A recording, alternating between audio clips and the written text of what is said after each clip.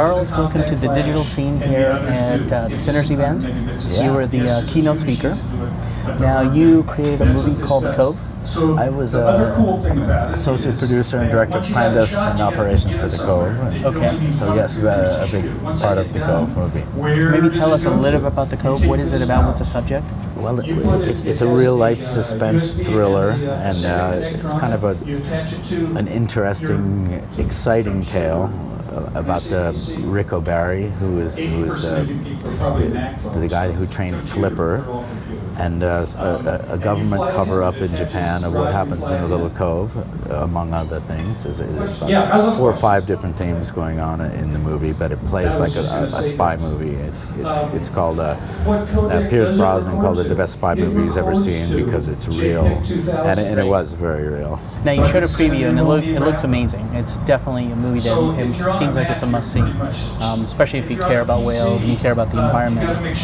You mentioned you're not a filmmaker professionally, so maybe you can tell us a little bit about your experience as a non-filmmaker making a major film. The film is actually having very real effects in Japan right now, and everybody that was involved with it is very passionate about the environment, and we all sort of had our own specialities, and it took a very diverse group of people to come together to make this. If you went about this in a normal Hollywood or even documentary production way, it never would have happened because the story kept on evolving, and you kept on finding out more and more of the cover up and what we exposed, and we had to come up with a lot of good.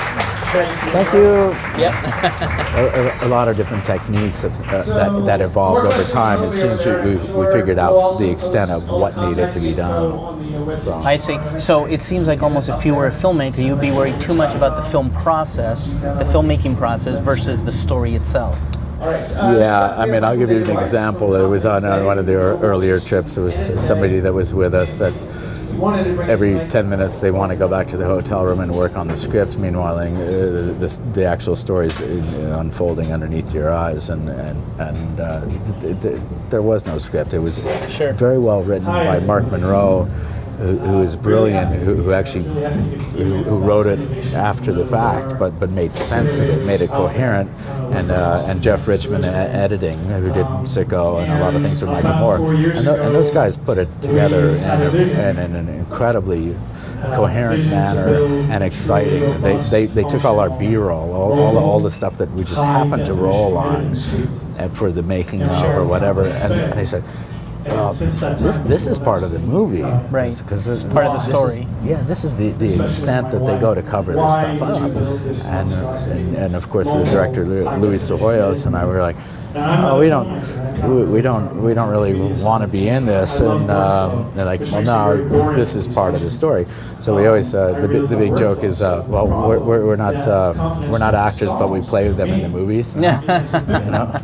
Now, what blew me away is you mentioned you shot over 600 hours of footage. Oh, yeah.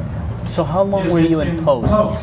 About a year. About a year. Yeah, and it took on many different forms though, and the emphasis of shifting, but it became very apparent that the emotional thread, Rick O'Barry for sure, Flipper's trainer, and that is the story of redemption from Rick, and this man has been working tirelessly for 40 years after being personally involved with this issue. And he's there today. He's there. I spoke with him a few hours ago. He's back there on the ground running, and is very committed. So yeah, that's what came out of it. Is you have to have a tie-in, and a lot of people here in the movie business in LA say, well, it plays like a real movie. Like a narrative as opposed to a documentary. Exactly, and it does, and it's been people say that it's not. Nobody could write this because it's very real, but it has all those elements, and it is the excitement. We even have we have a better car chase that's not in the movie too, but that'll be in the DVD. Now we're almost running out of time here, but if you have one tip for up and coming filmmakers, now you can call yourself a filmmaker now, obviously, but any tips that you can tell an up and coming filmmaker, whether it be a technical or a narrative story, whatever tip you have that you can recommend that it's important for them to know. Yeah, absolutely. Use your judgment. Use your journalistic sense. If you sense something is wrong, or if you sense that somebody's covering something up, there's always a way to do it. You don't need a lot of money to go do it. You go out and you find the story. There are people out there willing to help you and try to make the world a better place, for sure. It's passion, right? Having passion for your story. The passion of the individual can make the world a better place. Charles, excellent to meet you. Good luck on the movie, and we're definitely going to watch it. Thank you so much. Thank you, Charles.